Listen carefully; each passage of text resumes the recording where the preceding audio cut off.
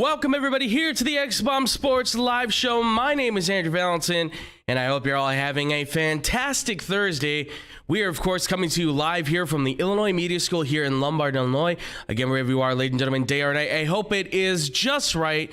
And unfortunately, Drew is still not with me, but fret not, mon frères, because we do have the ever wonderful, the ever amazing, the man with the beard himself, Mr. TJ Knacker. TJ, how you doing there, man? Doing well. It's another exciting day here. Absolutely, absolutely. Well, I'm glad to have you here with that a very luscious beard. A lot of people love it, man, for sure. So never lose it. I know you've been talking about it's going at some point because it gets warmer out. So it's unfortunate. Very, very hot. Yeah. Yes, absolutely. I understand that completely. Well, not to that degree, but I get it. It's a lot to maintain, of course. But we got a lot to talk about here, ladies and gentlemen. I mean, it is an NFL-filled day.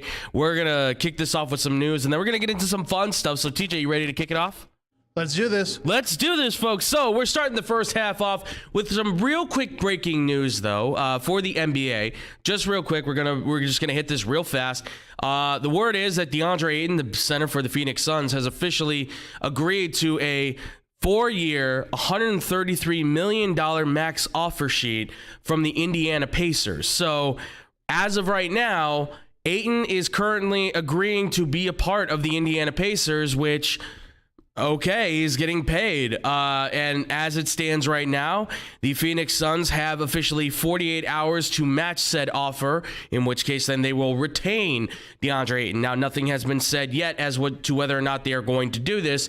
So right now, the Pacers have the offer out there. TJ, initial reaction on Deandre Ayton. He's getting paid the money that I guess he was looking for, more or less, not as much as he was hoping for on a max, but he's getting $133 million, potentially going to Indiana. What are your thoughts about this deal for Ayton? So, I mean, I like the deal. If you're the Phoenix Suns, great deal, because now you had another group. Let's set the price. The max contract from the Suns would have been much, much more, but right now you're paying him what, $30 million a year? Yeah, roughly about. I mean, and your other guys are getting paid. Your max contracts are $50-60 million a year, and you think you deserve that. Ooh, you signed this contract with Indiana. We only pay you $30 million. Tough luck, buddy. And it's Indiana, so you're not going to see as much in the news. You're not in a big market anymore. I mean, not to say Phoenix is gigantic, but, I mean, it's not like you went to New York or L.A. Right. So, I mean, I think he probably just went for the highest bidder and then kind of knew that either Phoenix is going to have to match it or he's going to spend the next, well, at least I believe if he does sign it, he can't be moved until after, I think, the first week of January. So hopefully you enjoy Indiana there, Deandre. Yeah, listen, Indiana's a different place than Phoenix, obviously. Look, yeah, you're right. Phoenix is not a large market, but it is, I think, still in the top 10 markets, if I'm not mistaken. So there is an appeal there, obviously. But listen, like you said, it's not New York. It's not L.A. It's certainly not Chicago. It's Phoenix, right? It's kind of a lone state out there by itself. It kind of does its own thing in the West Coast. So, I mean, listen, if Ayton decides to, go here with the Pacers and that's what Phoenix decides to let him do, I don't think they have any quarrels on that, honestly.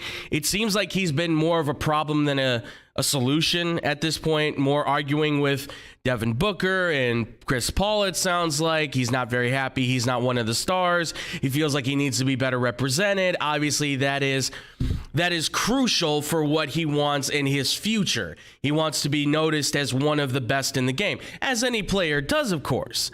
But for him, the reality of that being in Phoenix is probably not going to happen as much because there's already one Hall of Fame, first ballot Hall of Famer out there in Paul, and then another guy who's really the leader of this team, the star of this team, in Devin Booker. So, I mean, listen, if the Pacers are where you want to go, by all means, it adds more competition to the Central Division. Thank you so much from a Bulls fan's perspective. I mean, it makes a decent team.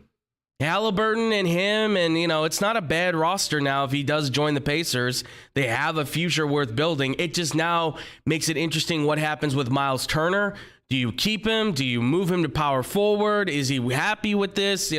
That now becomes a decision. Is Indiana going to then move Miles Turner to appease Deandre Ayton? Because at this point, I'd say Turner and Ayton are kind of almost the same player. It's just Turner's more of a defensive guy. Ayton's more of an offensive guy.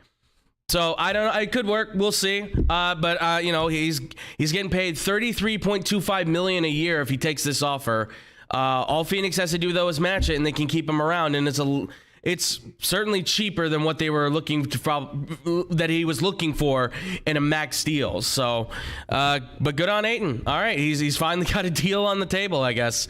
All right. Well, let's get into the NFL news, shall we? Let's get into the real big news here. So, we're talking about the Chicago Bears, and believe it or not, the Bears did make a move that a little bit shocking, but at the same time, there's a lot of interestingness to it, I think, and that is the Bears making the move for wide receiver N'Keal Harry from the Patriots. They traded a 7th-round draft pick for the wide receiver. Obviously, it has not gone very well for him, as we've all kind of noted. He was the first-round pick wide receiver by the Patriots in ever in a long time. They have never really drafted receivers in the first round, as far as I could tell. Irving Fryer might have been their last guy, maybe, that I can think of off the top of my head. I might be wrong, but he's the only other guy I can think of notable name that would be on that list of Patriots. I don't know. Maybe I could be wrong, but either way, I mean, you're talking about a guy who obviously the Patriots, they drafted, they saw a big body. Really, I mean, me and our guy Jake Bradley back there, we were kind of talking about that. Yeah, I mentioned you by name, Jake. You're part of the show too. Jake Bradley back there. You may not hear from him, but we were talking back there, and we were talking about how N'Keal Harry coming out of Arizona State, I mean, big body, real good hands, solid over-the-top catches, right? Really impressive wide receiver. Clearly the top receiver, it sounded like, in that draft class when he was coming out. And for some reason in the Patriots system, I don't know what it is, the receivers just don't seem to develop. Now, I don't know if maybe this was a thing where he wasn't clicking with Tom Brady at the time, or maybe now he wasn't really getting along with Mac Jones. I don't know what his relationship was like with Cam Newton. I mean, that's the other thing too, right? You're going through different quarterbacks throughout your career. You're trying to judge where you're at, and obviously it just never really hit for him, right? And then look, in the 3 years he's played, I mean, it's 57 catches, 598 yards, 4 touchdowns, not even 20 yards a game. I mean, this guy has been highly ineffective because he's dropped very easy passes. He's made some good catches, don't get me wrong. He's made some clutch catches. But the problem is it's far and few in between the drops and the easy catches for very little yardage, no yards after the catch, real movement from him. So that's tough. It's tough with N'Keal Harry. But, and by the way, he's got one of the, I did a little bit of digging on this. For all first-round draft pick wide receivers over the last 10 years that have been drafted in the first round, in their first 3 seasons, he has the lowest catch percentage of all those first-round pick receivers in their first 3 seasons, 55.3%. That's not good. As a first-round pick wide receiver, everybody else is hitting above that number. Like even what's his name, Justin Blackmon, who played for the Jaguars and just kept getting kicked out of the league over and over. That guy has better numbers and better catch percentage than even N'Keal Harry. But TJ, I'll jump it to you, man. N'Keal Harry, before we get more in depth into this, N'Keal Harry is traded to the Bears, right? He's a big wide receiver. He has not really worked with the Patriots. Do you see this as a fresh scene to potentially kind of revitalize his career, or is there a possibility that there could just be more of the same coming from N'Keal Harry? What is your thoughts on Harry coming to the Bears? Well, I mean, yeah, of course, you get a nice fresh start, and you start with a different team, maybe a team that's in transition, and a younger quarterback. Maybe that's what he needed. Maybe Belichick and Brady just kind of beat him down and said, no, this is what you're going to do. This is how you act, and they tried to put him into a square, and he said, no, that's not what I am. Mm-hmm. So my hope, I mean, you gave up a 7th-round pick. You didn't give up much. So you hope that he's going to get hooked up with Darnell Mooney, and he's going to get hooked up with Fields, and maybe some of the younger guys, and they'll be able to play better and be more cohesive because you don't have that old guard kind of telling you what you need to do game in and game out. I mean, it is very difficult for me to understand why a wide receiver who's 6'4" does not get targeted by Tom Brady, or Tom Brady doesn't say, hey, we're going to do hand drills with you today and tomorrow and all of next week because I need you. Because, Gronk was hurt, and you need a big wide receiver, especially in New England where it's snowing and I mean, you can't pass it. I mean, we saw that, what was it, the Buffalo game? Yeah. That you knew they weren't going to pass it, and everyone ran. I mean, you need a big guy who can get up there and do a quick little slant and be able to catch the ball, because otherwise you're out of luck. Right. I really want to say that there's something left in this guy. I really want to try and say that there is some magic left in this guy, that there's a spark, and I do think there is. He's 24 years old. He's a big body. 6'4", 225 right now is kind of where he's at on his size. So you're talking about a tight end sized wide receiver, right? And just under DK Metcalf sized kind of wide receiver. The difference, of course, is that DK Metcalf has proven to be a big play wide receiver that can move down the field.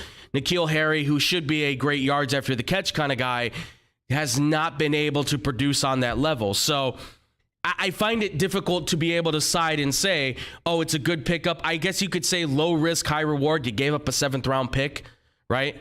I mean, I would have made the argument to get Justin Ross out of Clemson with their 7th round pick in this past draft, so you didn't have to make this move. Or if you do make this move, you have Equanimeous St. Brown, Justin Ross, and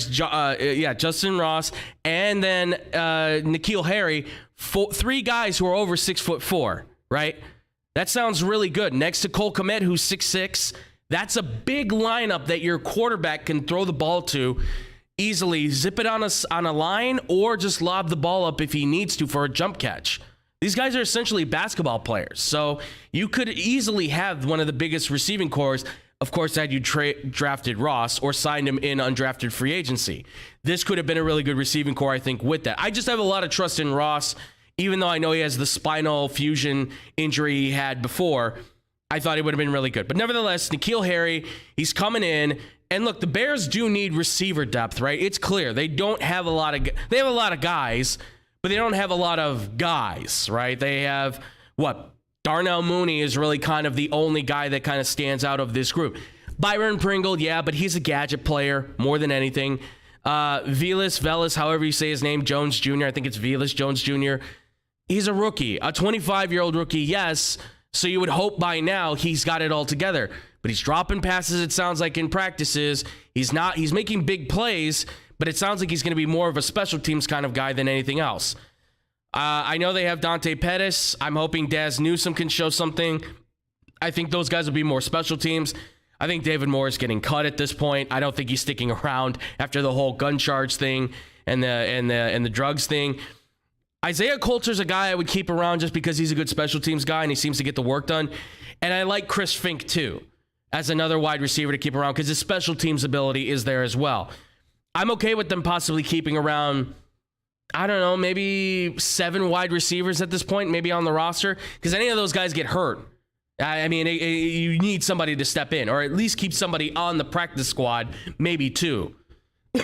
But they've got a ton of wide receivers right now in camp. I mean, some of these guys, Webster can go, Moore can go, Sharp, I think, Sharp's got some skill, but I think he can go. I would say figure out Pettis and Coulter. Pettis is a decent, possession guy, all of that. I mean, these guys are not popping off the table, but you never know, right? You never know how these guys are going to play in training camp and practice and preseason and all that stuff. It's just concerning because you make the trade for a guy like Harry. And I don't know, TJ, what you think about this, but I look at this and I say, this could be a situation where you're getting Harry because you're saying Velas may not be ready in time. Brown is good, but we need more depth on this receiving core because we're not feeling very confident with the guys that we have in camp right now. But what do you think? I mean, do you think that N'Keal Harry potentially could be like a safety net in case that some of these guys that maybe they think they can trust just don't pan out the way they're supposed to? What do you think? Well, I was reading an article, and they said the Bears wide receivers are the worst in the NFL, and that was after the trade. Yeah. So, I mean, I don't think it hurt them. I would like to see some other guys can be brought in. They're really young. I don't see they're going to be anything really helpful for Justin Fields. Mm-hmm. I'm hoping that they're going to play these guys in the preseason and hope for someone to dump their maybe diamond in the rough. I think that's what this Bears team is trying to do, because there's some talent, but there isn't much. I mean, you need everyone to fire and to live up to potential, and that's not going to happen at all.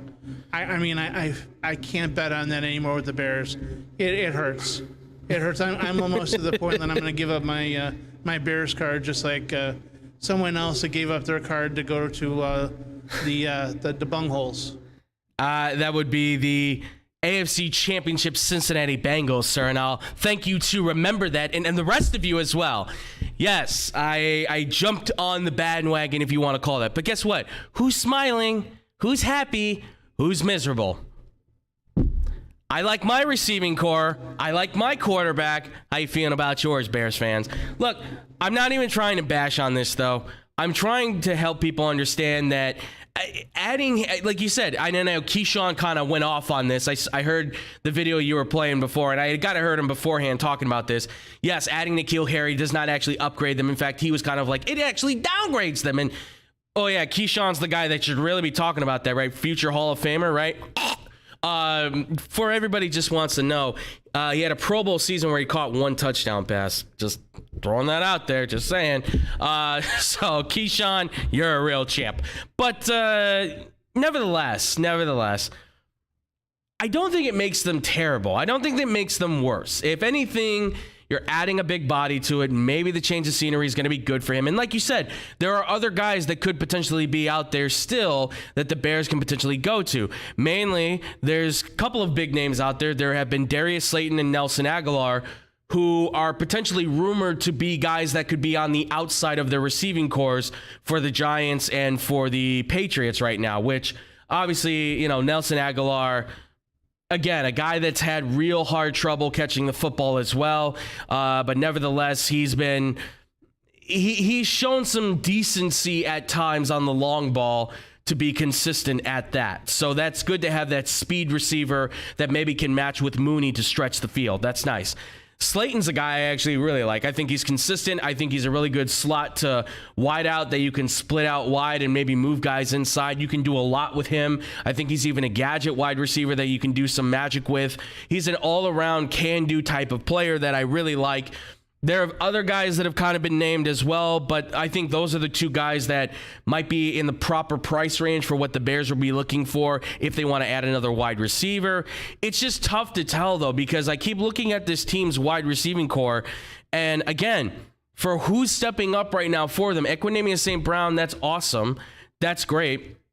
I feel happy that he's getting a chance, and I think, again, change of scenery is good because the word was that he kept dropping Aaron's passes, and if you drop Aaron's balls too much, he gets angry. Just a thing that we've kind of gotten to know.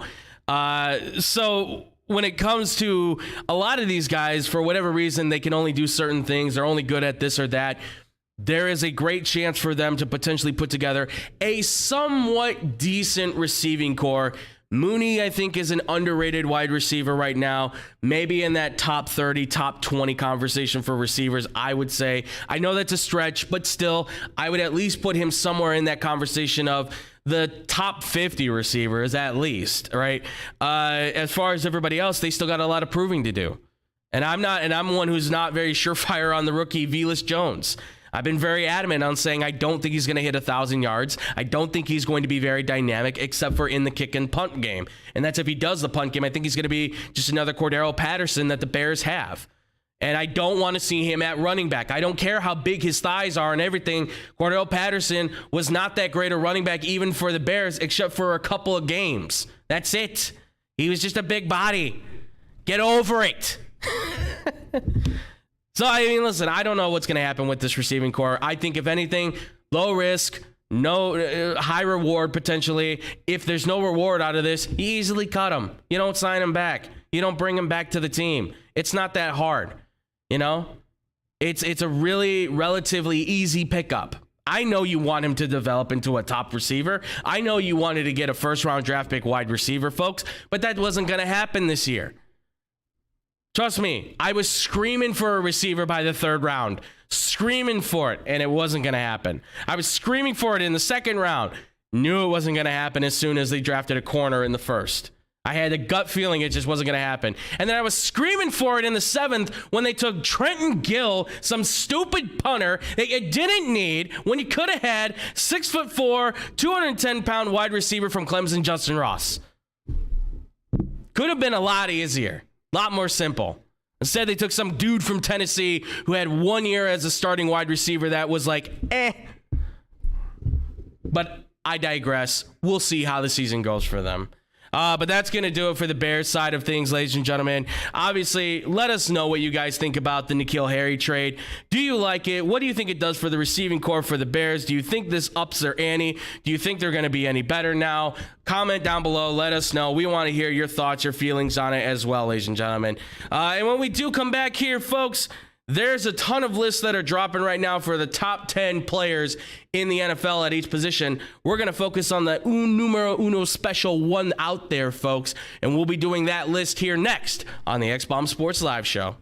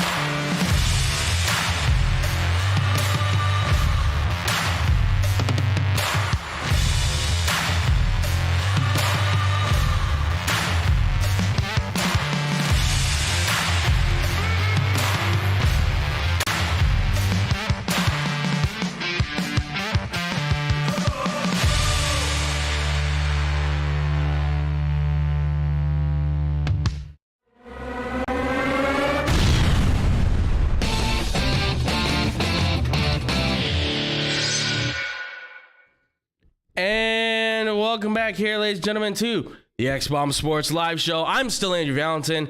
I'm still here with my man TJ Knacker, ladies and gentlemen, as well. So make sure to give us some love and some likes because we've been doing a great job talking up here, folks, if I do say so myself. Now, we just talked about the NFL and the Bears and all that stuff, a little bit of Deandre Ayton. This second half, I'm always excited about lists. I'm one of those who loves those top 10 lists.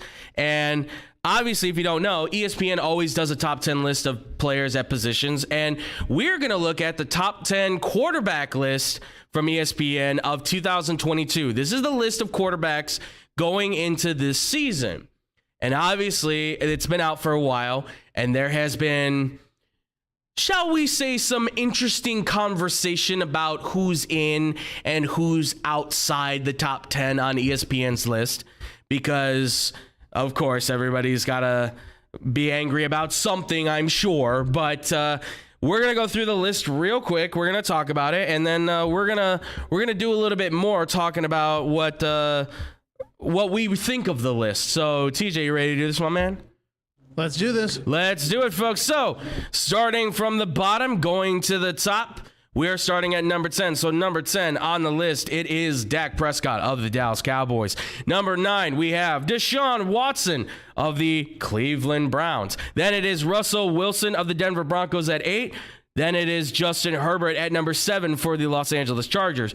Then, above him, we have Matthew Stafford at number 6 for the Los Angeles Rams. That rounds out the bottom 5. The top 5, number 5, my man, Joe Burrow, baby, for the Cincinnati Bengals at number 5. Number 4 is Tom Brady of the Tampa Bay Buccaneers. Number 3 is Josh Allen of the Buffalo Bills. Number 2 is Patrick Mahomes of the Kansas City Chiefs.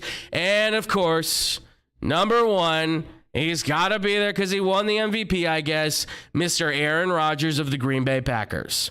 So that is the top 10 list, of quarterbacks by ESPN. TJ, your initial thoughts on the list. What do you like? What do you not like? What are you thinking right now for what you see from this list as it stands by ESPN?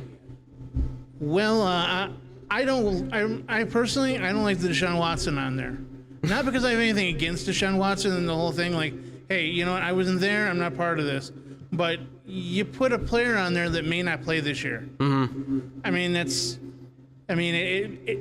it's like putting Gronkowski on there as potential, tight ends. Like he's done, but he may play, so we're gonna put him on here. Right. I don't particularly like that one, and the other one is number 10, Dak Prescott.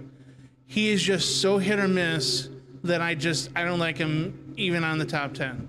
Okay. Yeah, listen, when I look at this list right now, oh, man, I get it.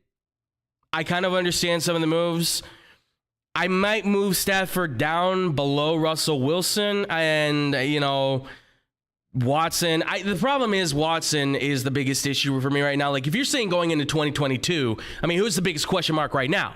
It's Deshaun Watson. He's clearly the biggest question mark hanging in the NFL right now. We don't know if he's going to play at all this season. See, I'm throwing my pen because I'm so crazy over Deshaun Watson and all this stuff at this point. We don't know if he's going to play 8 games. We don't know if he's going to play at all this season. We don't know if he's even going to play for 2 seasons. Who knows what the NFL is going to do with his suspension at this point? We know he's settling the cases.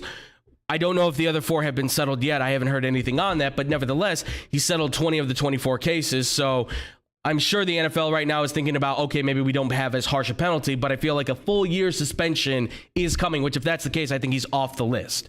But real quick, too, there are some honorable mentions that we need to throw in on this list as well. So in order, these were the guys that were honorably mentioned by the NFL, ESPN's top 10 quarterbacks. Just outside, you have Lamar Jackson, Derek Carr, and Kyler Murray as the 3 guys who are on the honorable mention list, just sitting outside. Now, keep this in mind, too. This is a list that is comprised of executives, coaches, and players making their picks for the best passers. So it is a compilation of people in the NFL game on who they think are the best quarterbacks in the league right now, right?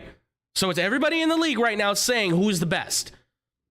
So Lamar is just outside of it in this case. Kyler's just outside, and Derek Carr is just outside. Talking about these guys being outside does kind of hurt a little bit. It gets me choked up, I know. But you're seeing these guys, they have potential. They could potentially be on this list. If some guys maybe weren't there, they would easily make the list for sure. That's why they're honorable mentions. I mean, and I'll get into this a little bit more. I just wanted to point out that obviously there has been a big uproar of obviously Lamar Jackson's not in there, right? And then you've got Derek Carr. There's some people saying he deserves to be there. There's even some that are saying, well, Kyler is highly underrated and should be in that top 10 list going into this season. I think one of the issues here right now is that there's a question on whether or not Lamar can be the guy, and he's got a contract coming up, and the Ravens don't seem to be willing to give him the contract just yet. Kyler wants big money immediately, and he sounds like he may not even play if he doesn't get his contract. Derek Carr sounds like he's okay. He's happy. But I think a lot of people are just kind of like, well, is he the good guy, or is the team just good and he just has to be good enough? I think that's kind of the conversation being had. I don't know. I will let everybody kind of explain their way. Unfortunately, Drew's not here because one of the things about doing a top 10 list means is that you can obviously critique. But what's even nicer about us is that we can make our own. Because I spent hours upon end making these graphics and told everybody in our group who's working here for X-Bomb right now today, be here or not be here, send me your top 10 quarterback list and we will discuss it and analyze who should be on it, who should not be on it, why we left certain guys off, why we put certain guys on, all that stuff. So, TJ, are you ready to start showing people our top 10 quarterback lists and most likely get chewed out constantly by the wrong decisions I'm sure they think we made? Yeah, I'm ready for this. I'm ready to defend mine. Okay. Should be fun. Oh, I can't wait. Please, put it up there. Send those emails. Let us know in the comments. Let us know in the emails. What do you think of our top 10 list when we reveal them right here and now? We want to hear from you guys. That is xbsportsofficial@gmail.com. You can hit us up on there. You can hit us up here on the chat. I want to hear from you guys. What do you think of our top 10 list? I'm going to even try to make sure we can get pictures of them out there so you guys can see the pictures themselves of our top 10 list for X-Bomb Sports. Let us know. Let's start this off. If I may, can I kind of start this one off, TJ? Do you mind if I kind of jump in first? Yeah, I'm good with that. Awesome. So here's my top 10 list. This is my top 10 list of quarterbacks in the NFL of the 2022 season. Number 10 for me is Dak Prescott, folks. I think he's good enough. I think the Dallas Cowboys will be okay. He'll lead the team very well. I think they'll have a winning season. They'll compete for the division. He's a good enough quarterback to get them some wins. I don't know if he's good enough to get you to a Super Bowl, but I think he's good enough to at least be number 10 in the league as it stands right now. Number 9 on my list is Derek Carr. I like Derek Carr a lot. I think he's got a really good team. I think after what he did last year and what he's done with the Raiders, considering they've changed coaches, they've moved cities, they've now lost a coach, they've now lost teammates. He somehow found a way to always keep the Raiders in that competitive status. I really like him a lot. I've got Stafford at 8. I think he's a good quarterback. I think he's not a Hall of Famer yet. If he can win another Super Bowl, we might be able to talk maybe. But the lack of wins, all of that, and the fact that the Rams are so stacked right now with talent takes away from his mystique. Number 7, I got Russell Wilson. I think he's going to pull some magic out with Denver. I think he's going to show that the receiving core is really good. I don't think the Broncos are going to maybe even have a winning record, but I think they'll show enough that they can be a team that can be feared for next year. They're coming. 6, I've got Justin Herbert. The kid's incredible. He's thrown more touchdowns in 2 seasons than any quarterback in NFL history in his first 2 years. That's even Dan Marino, right? Who broke the record in his second year in the league. So keep that in mind, folks. This kid is incredible as a quarterback. The Chargers are primed right now. They should be competitive in their division. It'll be tough, but they should be there in the AFC. 5, I've got my man Joe Burrow. I know. Why didn't you have him at 1? I know.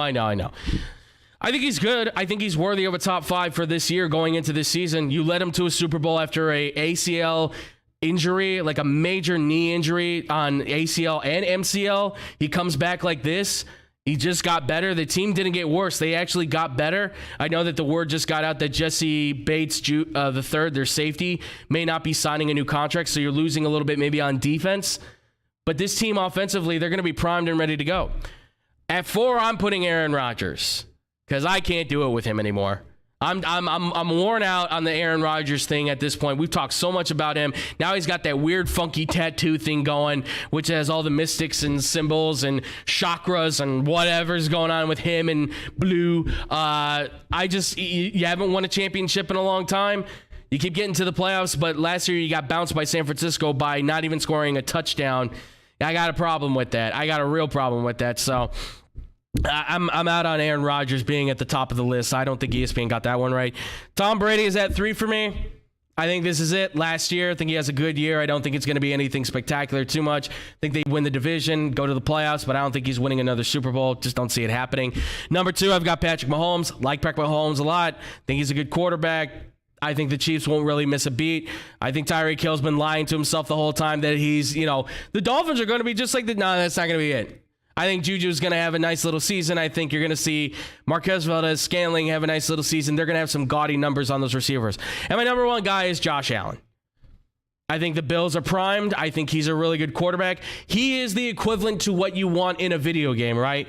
Put all the stats at 99 and you just break all the records. That's basically what he is. He's that kind of quarterback. He's the guy you want in Madden, the guy you want to build every single time. So that's my top 10 list. Yes, I left out Lamar Jackson. Why? He wins in the regular season, but he doesn't do it in the playoffs. He's got 1 road win in the playoffs, and that's it. And that's not enough for me to sell me on Lamar Jackson as a player. By the way, I've done some looking at his stats. If you look at Lamar Jackson's stats, believe it or not, he's not far off from where Cam Newton was about 4 years ago. I'm not joking on this. If you look at it, the numbers are a little bit different, more passing yards from Cam Newton, but the touchdowns are pretty much close. 84 for Lamar, 82 for Cam. The interceptions, yeah, they're a little bit farther off. 31 for Lamar, 54 for Cam. Their rushing yards, Lamar has more rushing yards, but Cam has more rushing touchdowns. They're pretty much on equal level at this point.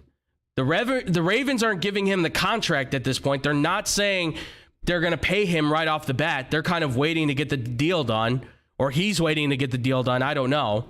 I know his agent is his mother, so I don't know how that negotiation is really going. I don't see him getting in at 10. You could say he's better than Prescott, maybe, but I feel like Prescott's a better pure all-around quarterback than Lamar is. He just can't make certain throws. And by the way, I don't know if anybody knows this, he was in a fight with Bernard Pollard, I believe was his name, the safety that played with the Ravens back in the day when they won in 2012.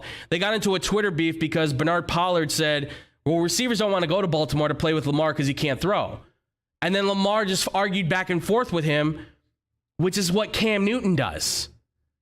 And that concerns me a lot because Cam won an MVP after in his 5th year, went to the Super Bowl, and then he lost the Super Bowl. Why? Because they found out how to beat him, right? And what's the team that figured out the formula on how to beat those read option offenses? Baltimore Ravens. The guy who's running the offense right now for the Baltimore Ravens, that guy's offense got broken by John Harbaugh's defense on how to stop Colin Kaepernick. That's why they're stopping Lamar Jackson. So that's me. TJ, looking at my list, though, from your perspective, I want to hear from you. What do you think about my list? Did you like anything on it? Is there anything you don't like about it? Please be truthful, be honest, be brutal. By all means, man. Well, I mean, I'm going to have my say on my list. Yet again, I understand exactly why you put Aaron Rodgers down.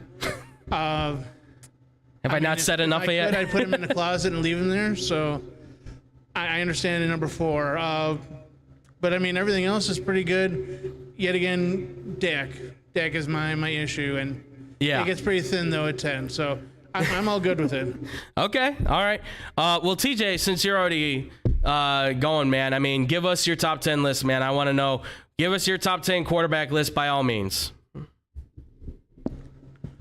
All right, so I have at 10 Matthew Stafford.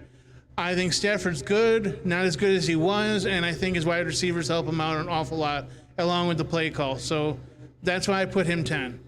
I went with Lamar Jackson 9, only because he can run. He is that read option, and I'm really hoping that he can make a bounce back here. Also because the ones that I got rid of, I had to put someone else in there. Right. So kind of I didn't really have many options. Then I went to Derek Carr. I think Derek Carr has done a really good job with his deteriorated wide receiving group. I mean, it's not his fault that the guy, Henry Ruggs, decided to do 120 miles an hour and, set a woman's car on fire. Okay. So that's not his fault. He did exactly what he could do. He's got a good line. He was able to rush out of the pocket and make some time for his wide receivers to get open. Next I had was Russell Wilson. I love Russell Wilson. I mean, for being about my height and being able to get around guys that are 6'7" and being able to throw the ball accurately down the field and be able to make time for his guys, he's absolutely great. I mean, I love that. Justin Herbert, I think is good at 6.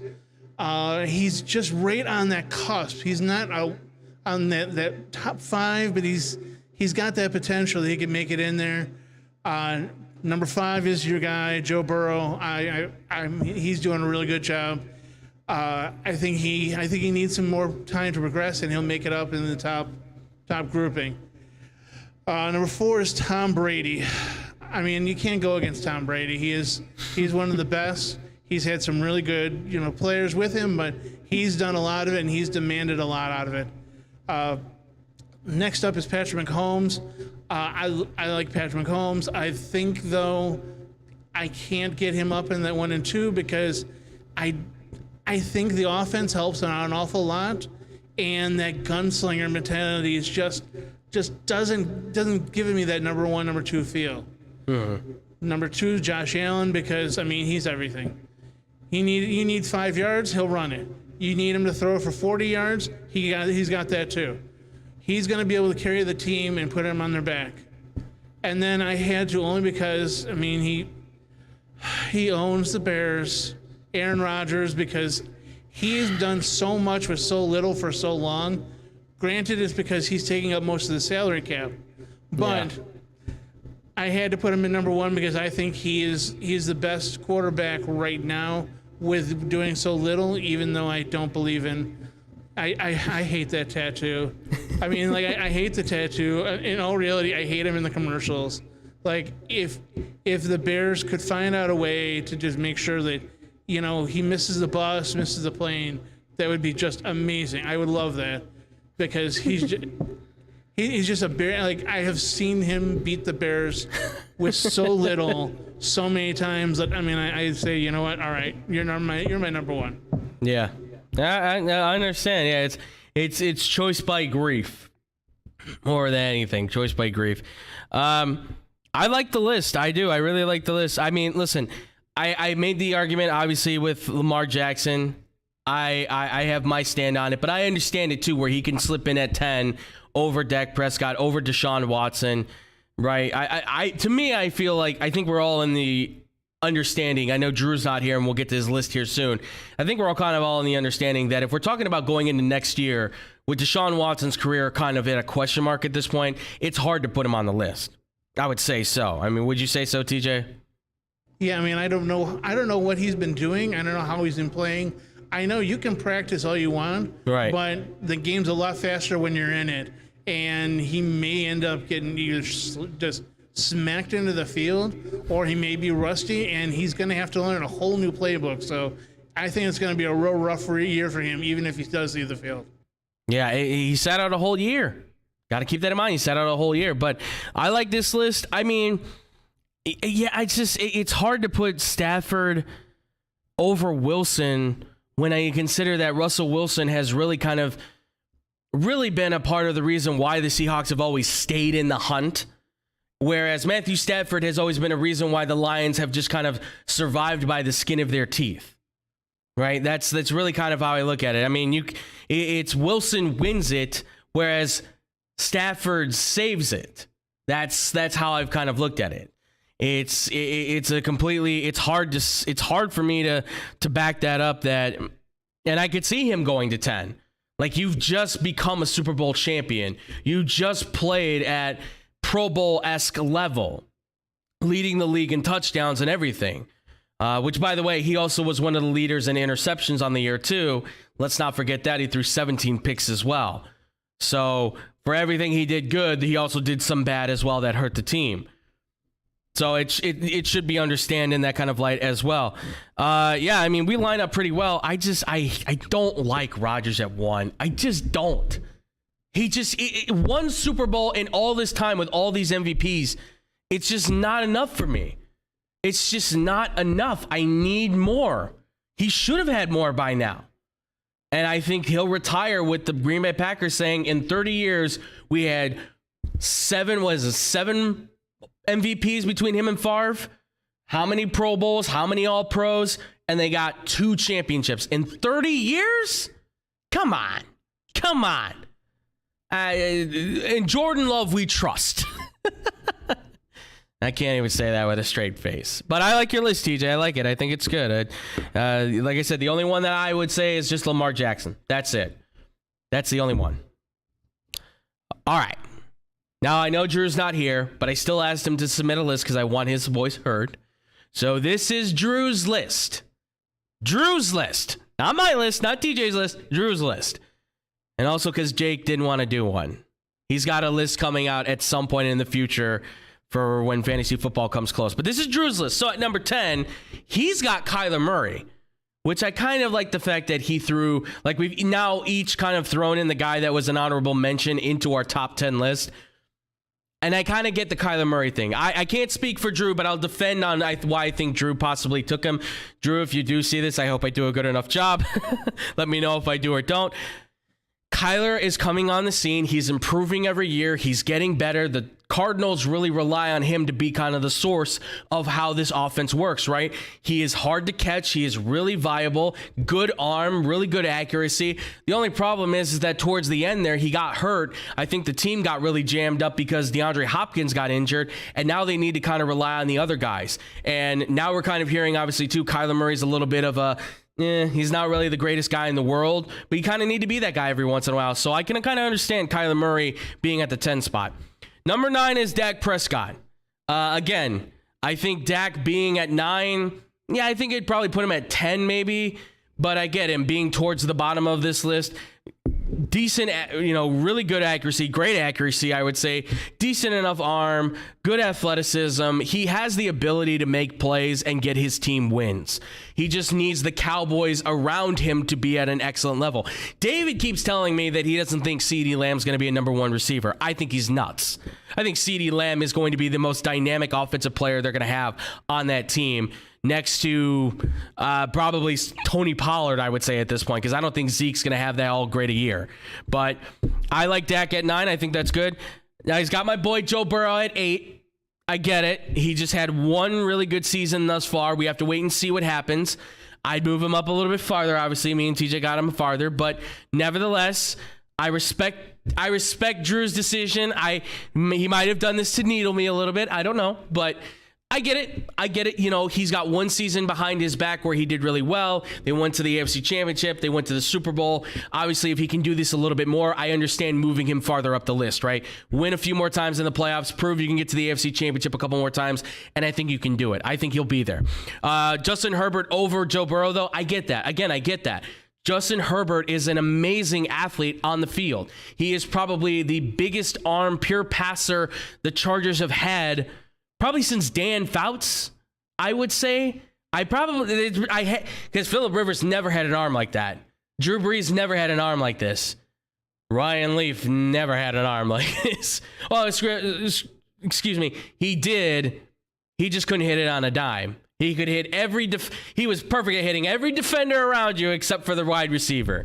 So maybe since Ryan Leaf, but he's a lot better than Ryan Leaf. The dynamic ability he has to also be able to run the football. He's a playmaker. He's a leader. He's a guy that I think with this team now the way it is, I think the Chargers can go far.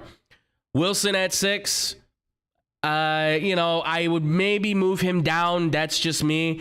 It's only because of the Denver team he has.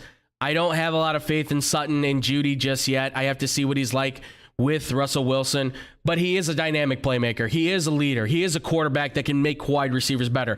It's argued to say that Tyler Lockett wouldn't be Tyler Lockett without Russell Wilson. I mean, I think everybody has greatness in them, but I think sometimes it takes a guy to get it out of you.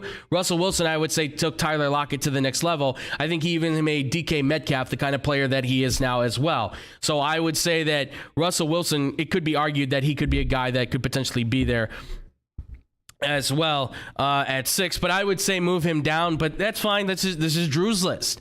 At number 5, he's got Matthew Stafford. I think this is very high for him. I know, TJ, you got him at 10. This is 5 spots up from where you have him. It's like 3 spots up where I have him at 8. But I can understand it. Going into this season, you got Allen Robinson coming into the team with Cooper Kupp under a new deal, right? They have Van Jefferson still, and they have a plethora of other weapons they can work with. Stafford should have an elite year, should have a Pro Bowl year. They should win 12 games again. They should be able to win 12 games again. I don't know if they will or not, but I think he has the ability to, and the team to be able to do it and to be able to get it done. Next we have, sorry about this. Next we have Josh Allen. I think Josh Allen should be in the top 3. I think he should be in the top 3. Okay. I think his talent is enough to say that he's one of the top quarterbacks. I think he's top quarterback. I know for you, TJ, you had him in number 2. He just feels like he's going to be the next MVP this year. Going into this season, it feels like Josh Allen has MVP written across his chest right now. He just needs to execute, and I think he perfectly will. Then he's got Patrick Mahomes. Then he's got Patrick Mahomes at number 3. Again, I think he's another guy that needs to be in the top 3. I know you said, TJ, that the Chiefs around him help Patrick Mahomes be better, But I think because of what Patrick Mahomes can do with his arm and the accuracy that he has and the leadership that I think he carries as well, I think there is a lot to say that he can be a transitional quarterback, so I understand him at 3. Rodgers at 2, I don't like it personally. I get it, though. He just won the MVP. He's supposedly... I mean, look, again, what we said for Russell Wilson, right? We can argue and say Devontae Adams isn't who he is without Aaron Rodgers. We can say that for Jordy Nelson and Randall Cobb and for a plethora of other guys he's had, right? I mean, it couldn't be said that Aaron Rodgers may have helped make those wide receivers. So, okay, I can get it. Maybe Christian Watson and Sammy Watkins and Alan Lazard. That is rough. And Robert Tonyan and Aaron Jones and A.J. Dillon. Maybe those guys can actually become a lot better. I don't know. Matt LaFleur's offense also, too. We'll see how that works. It'll be an interesting year. And then, of course, Tom Brady at number 1.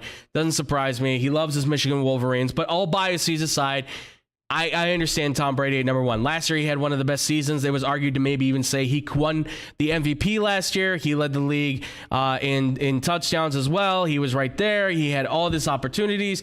They were very good. He doesn't have Gronk this year. I think he'll find a way to work with these other tight ends. He's Tom Brady. If anything, if this is his last ride in the sun, it'll be a good one. So I think there's a lot for me to judge on this. I mean, I'm not going to be too harsh because he's not here to defend himself. I don't want to do that. But I would move Aaron Rodgers down myself. I don't think he deserves to be 2. Brady at 1, I can understand. If anything, I would bump up Mahomes and Allen to 2 and 3.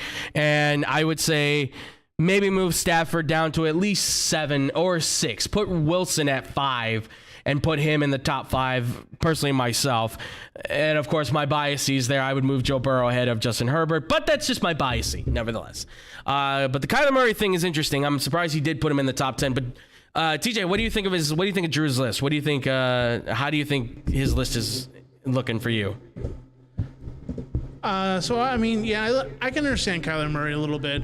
I mean, the gunslinger, he can win you a game, but he can also lose you a game. And yeah, I mean, I can handle it at 10. Yet again, I hate the Dak Prescott. I don't know why. I just don't see him as a top 10 quarterback. Mm-hmm. And yeah, absolutely, I agree with you. Matthew Stafford at 5, that's a real big reach for me. Yeah, it's just too much for me. So, but other than that, I mean, I think it's pretty good. Tom Brady at 1 this year, I don't think so. Tom Brady 4 years ago, yeah, no problem. I'm all good with that. Yeah, the Matthew Stafford one is the one that I know we're going to get a lot of flack for because he just won the Super Bowl. I get that, and I know how good the Rams are. But again, it's because the Rams are looking so good as they are right now, they make it so difficult for me to be able to say, oh, well, he's going to be a top-tier quarterback. That's why I have in my listen, I'm not trying to go back and bounce on my list, but I do have him above Derek Carr on my own list. I do have him just above Derek Carr at 8, where I have Carr at 9, because I think both of those guys are quarterbacks that you can easily argue that the team is good around them, and they just have to play well enough to be able to make it work, right? So I can understand where the Stafford pick is the one that's difficult. I just don't know if he's top 5. I just don't know about that. I don't know. He's never been really considered a top 10 quarterback. This is probably the first time he's ever been a top 10 quarterback that I can think of. I don't think he's ever really been considered a top 10 quarterback because there's always been somebody else in front of him that's been better. There's always been somebody else that looks better, plays better, has won games. I know he was with Detroit for so long. I know. But even we've seen some quarterbacks on some bad teams that were still top 10. Deshaun Watson was on a team that only won 4 games. And he still was arguably considered to be top 10 because look at the numbers he put up in that season where he only had Brandon Cooks, 1 receiver, 1 guy. And I know that was a couple years ago, but still, you got to think about that kind of stuff. In my perspective, I honestly have a problem with Stafford being there so high. I would put him more in the range of 10, 8, somewhere in that bottom of the top 10 list. But I can get Kyler Murray. Again, the Aaron Rodgers thing, I scratch my head on that. Brady, I can understand Brady at 1. I just think Josh, listen, at some point, the old guard have to move aside for the new generation, right? The passing of the torch, if you will. Patrick Mahomes has won a Super Bowl. Josh Allen is being predicted as the next quarterback to win a Super Bowl of these young quarterbacks. Whether he does or doesn't, even if he just wins MVP, you can say that this is going to be the next great dynamic duo of quarterbacks we will see face each other probably, where it's KC versus Buffalo in the AFC playoffs every single year, hopefully. I mean, that was a fantastic... Last year's game was fantastic. It was fantastic. And if only it would have been for the AFC Championship. Except for me as a Bengals fan now, who was really happy to see the Bengals beat the Chiefs. Nevertheless, I'm excited to see how this plays out. I like his list. I like Drew's list. Obviously, I wish we could have had a bunch more, but that's going to do it for the list, ladies and gentlemen. Obviously, let us know. What did you think of our top 10 list? Did you like it? Who did you not like? Who did you think we left off? Are there any other guys that should have been on this list? Because if Jake could have made a list, I mean, he had Kirk Cousins at number 1. He had Tua at number 2. He had Taylor Heineke at 5. I thought that was interesting. Mitchell Trubisky, I think, was at 6 or 7. And he even had Kenny Pickett at 10. He thought there's going to be 2 quarterbacks coming from the Steelers that are going to be in the top 10 list. Jake is probably being like, I didn't say any of that. So sorry, Jake. I didn't mean to put words in your mouth. But you will have a top 10 list at some point. He's doing it for fantasy football. So maybe when you do that list, Jake, throw it over to me. And this way we can kind of throw in your list as well to discuss. But folks, that's going to do it for the top 10 list, and that's going to do it for our show here, ladies and gentlemen. Thank you all so much for listening and watching. As always, of course, thank you so much to my man TJ in the back. Thank you so much, TJ. Appreciate you, man. No problem at all. Anytime I can help. Absolutely. Well, man, please let the people know where they can find you, listen to you, and look at that luscious, beautiful beard of yours for the time being before it finally disappears. Well, I mean, I'm TJ Knacker on Facebook. You can catch me on Instagram at Knack300. And I'm here in the back for Blow the Whistle and for the X-Bomb shows. Absolutely. Guys, make sure to give him some like, give him some love. Make sure to go check him out. Ask him any questions, comments, anything like that.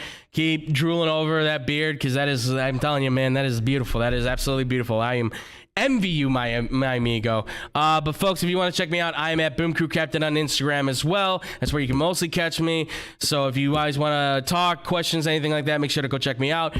If you want any more for the show, you want to see the live stream, get updates, anything like that, go to our Facebook at facebook.com/TeamXBombSports, where you guys can catch the live stream, get updates, all kinds of stuff like that. Or two, you guys can also check us out at the YouTube channel as well. That's X-Bomb Sports on YouTube with the big red X. Click on that and you will find our live show as we go live Wednesdays and Thursdays, 5:30 to 6:30 p.m. Central Time. Myself, Drew, TJ, usually going and doing our thing, so make sure to go check us out there. Also, too, make sure to follow us on our Instagram and Twitter at X-Bomb Sports as well. And if you have any questions or comments that you don't want to ask us over the internet through our social media, and you want to email us, which is mostly where you can get our answers and everything like that, I'll be answering your questions. Email us at xbsportsofficial@gmail.com so we can get your questions and comments out there. We answered some questions yesterday. Running through it real quick, the podcast section. We got Blow the Whistle on the radio side, 2 to 4 p.m. Monday on sportssoundchicago.com. We're on the TV side here at X-Bomb Sports on Facebook and on YouTube.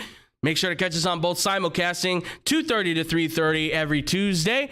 Also, too, you can catch us as well with our boy Brandon Januska doing his thing at 94.3 WMKR. He's killing it right now on the radio side. And also, too, check out his Spotify, his podcast on Spotify called Baseball Banter with Brandon, where he breaks down all the things going down in the baseball season. He's kind of lagging behind a little bit because work's been real busy, but keep in mind, he's going to bounce back with some baseball stuff. He might even get into some hockey stuff at some point, too. We're planning some stuff out for the near future, excuse me. Also, too, make sure to go check out the amazing podcast on Spotify, Odyssey, and iHeartRadio, Money Motivation with Hannah B, done by our very own Hannah Brummer. You guys can find that on Spotify. It's Money Motivation with Hannah B. And also you can find her at 102.3 XLC, the afternoon drive, where she is killing it right now on the radio as well. And also she's doing the Star 96.3 show and the After 8 show with Eddie Volkman. Yes, the Eddie Volkman, as she is being the co-host for him, just doing an absolute great job on the radio as well. That's Star 96.3. Check it out. After 8 shows at 8:30, I believe, is when it's going. Also, too, check out our boys at The Parlay at theparlay.com. It's our boys Tony Lopez and Kendall Gill. Kendall Gill didn't get that fight with Jake Paul, it looks like, for August 6th, so we won't be going to New York, it looks like. But we got one more opportunity to potentially fight Jake Paul before he potentially does shut it down, so hopefully we can get hashtag versus Gill versus Paul, hashtag Paul versus Gill. Let's make it happen, folks. And finally, if you want your fantasy football noise and needs, you guys can check out the Fake Football Guys right here on YouTube. Just Google them, Fake Football Guys. We will not be going live this week at all, but next week we will be coming back with another show. We're going to be doing some fun and interesting things for the live show, doing some pre-draft stuff, some strategy, things like that. So please stick around. Check us out, Fake Football Guys. Probably going to be aiming for Wednesday. We'll give you updates on that when we do officially decide to get a date for when we're going to go live. And that's going to do it for us here, ladies and gentlemen. Thank you all so much for watching. Thank you all so much for listening. And we'll see you guys next week. And as always, much love and peace out, Boom Crew.